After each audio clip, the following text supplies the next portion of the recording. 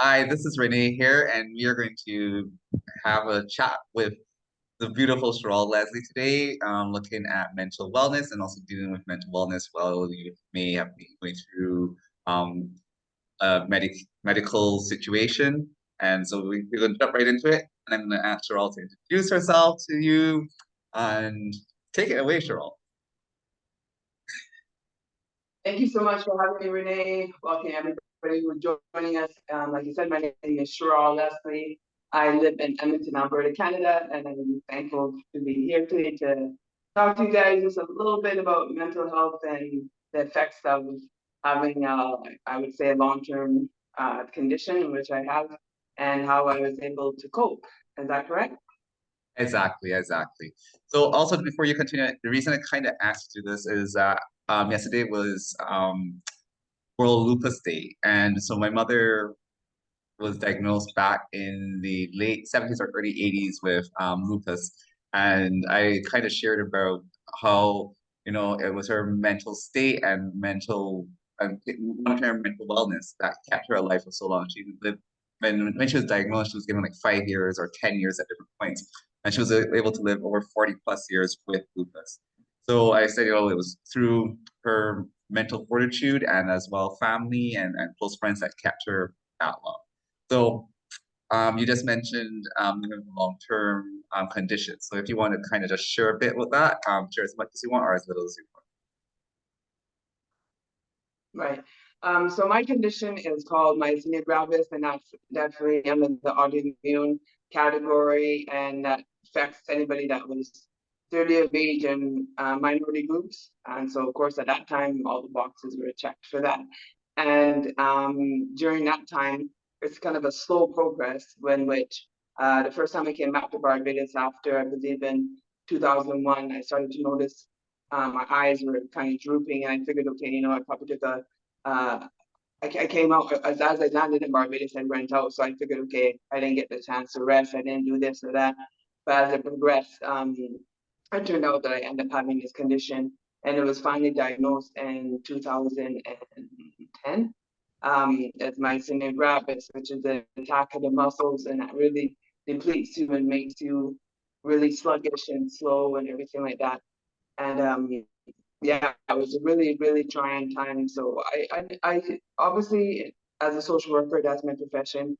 I dealt with mental health and but never been on the receiving end of it. I always consider myself to be a happy-go-lucky kind of person, but during that time, with my physical appearance changing and stuff like that, for a person who was always out there, that got robbed from me. And I believe my true first time of depression was the fact that you kind of look in the mirror and you kind of think like what happened. Like I never questioned as to why it happened, but I just said what is happening, that kind of thing, in terms of my ability to um, want to do the things that I wanted to do before. I had no drive for nothing. Any sports I played, it's kind of like I just gave everything up, and that's when I realized this whole condition was making me feel depressed because of the fact of the comments I was receiving, the speculations, and that did take a toll on me. Especially, like I said, you know me to be a very happy-go-lucky, but once you're in the limelight, you feel like you're handling those situations, but as you get home and you start to think and you process what's happening, and you kind of like, I don't have an answer for these people because I don't even know what's going on myself.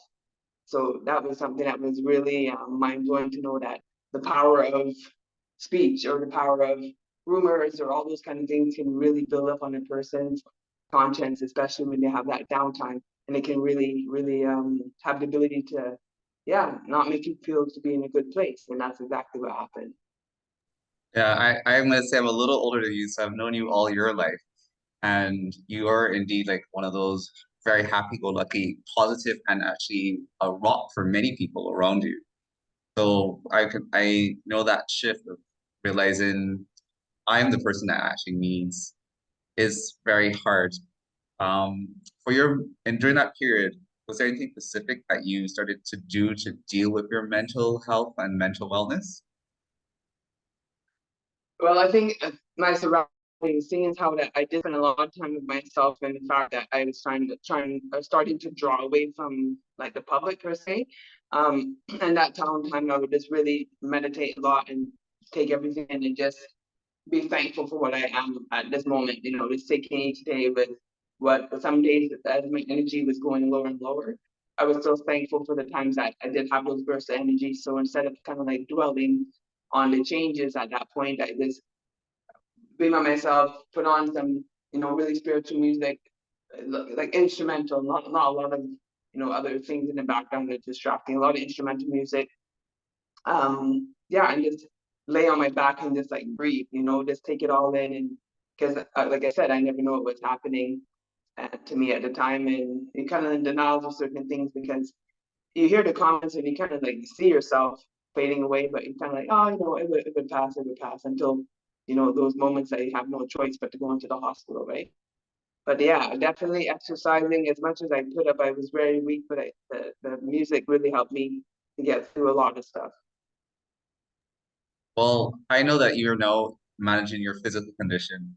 Um, Yeah. and as well, like you're back to, I would say, 100% the Sherol that people, used to see out and very active in community. Um, and I know that you're very as well involved in mental wellness there in Edmonton. Mhm. Um, what advice would you give for someone that is seeking or needs to or wants to access mental health services, or even for family that has someone that's going through something?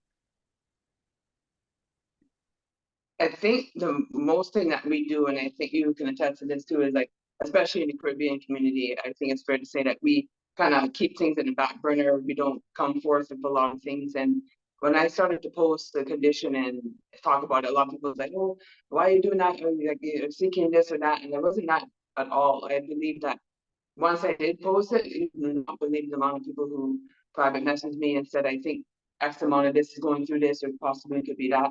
And I did actually end up helping.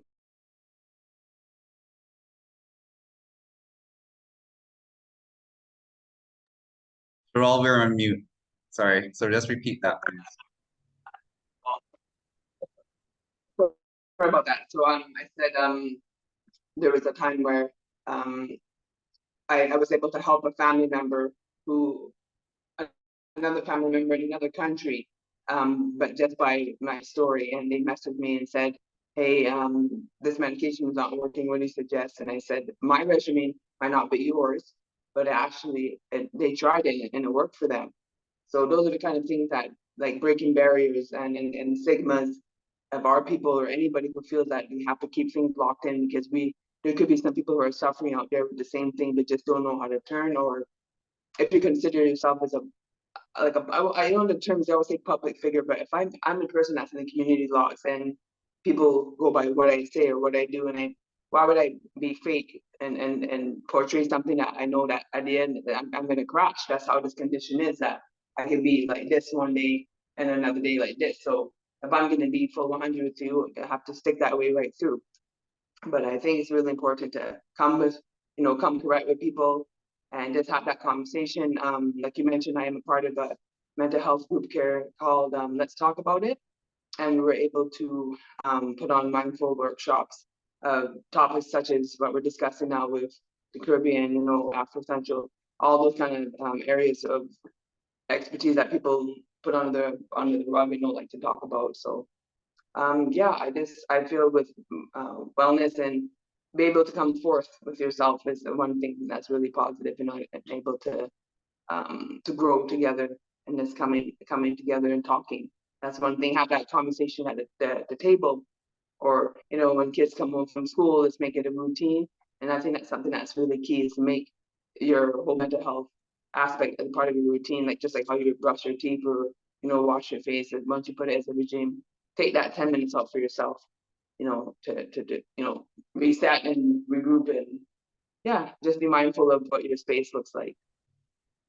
Yeah, actually, I know that I followed a few posts from Let's Talk About It, and I know how the Caribbean community in Edmonton is also very close knit and very strong. And I'm happy to see that they have that type of space. And I even remember that you broke it down. I think this year there was a men's group and a women's group, because especially with knowing Caribbean culture, sometimes you don't get persons to talk as freely when you are in mixed circles. So you actually kind of allow for there's little separate spaces to share more.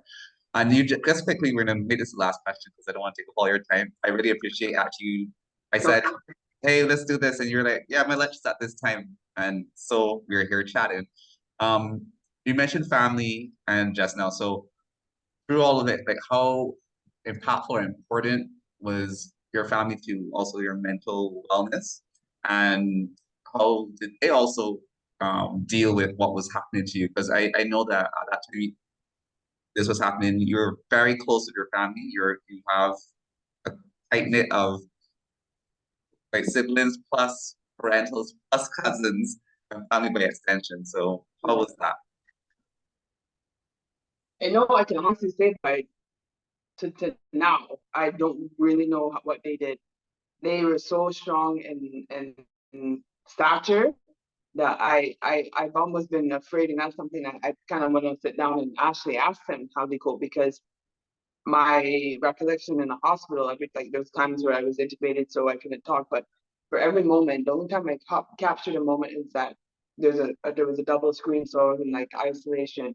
So before people would come in to be like, because I was like, I wouldn't say unrecognizable, yeah, to that point a little bit, because my parents had really changed, and they'd be, I could see something obviously was wrong because I never had a mirror image of myself till about 4.5 weeks in. I was there for about 5.5 weeks. And I could see themselves prepping themselves before they see me, and kind of like, almost like that kind of prep talk before and then put on a game face. So that to this day shows me that no matter what I was going through, they just didn't want me to go through or see what they were feeling.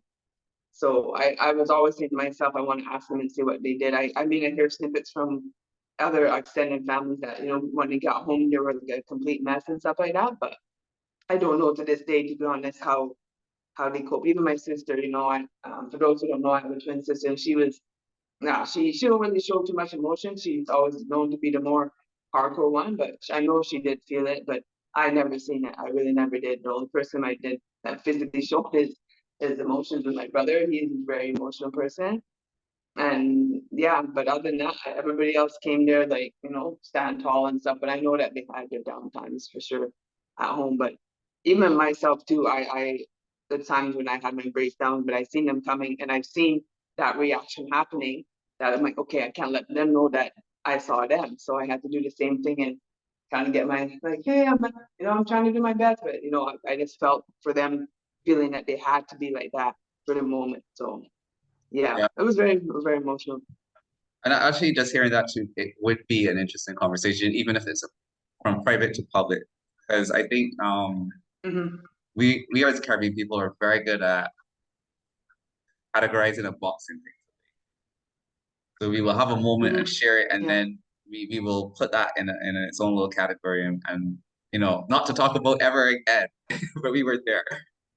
But Yeah, I'm it's true. It's that, yeah, it's definitely true. But yeah, I definitely make it a thing to ask and say, can you tell me what really happened, how you coped and stuff like that? It's definitely something I would be curious to know. Because not only just like in malicious purposes, but just to see how they handle things, and that's definitely a conversation that any family should have when it comes to anything traumatic or, grief or anything like that. I think it's something that we still have issues talking with, but yeah, no, I but feel we're on the right track. yeah, no, for me, it's just more of a, it's not like, oh, it's more of a sharing thing. So like, I can tell you how I felt and how I'm feeling, and I appreciate you, and the same way. So hopefully it's a conversation that everybody that you want to have it with, you can. And if they can't too, sometimes I also understand people just not being able to have that capacity to verbalize the love that they have for you. But anyway, Sherol, thank you so much for joining me. I know that you have to get back to work. So, I Do I appreciate really? Yeah. and I love Mhm. you, love you so much. Love you Um, so we so will much talk. for having me and for everybody on your time. We'll talk. Love you, Renee. All Love the right. work that you're doing. Keep it up. I do. I appreciate that Thank too. you. Bye. Bye-bye.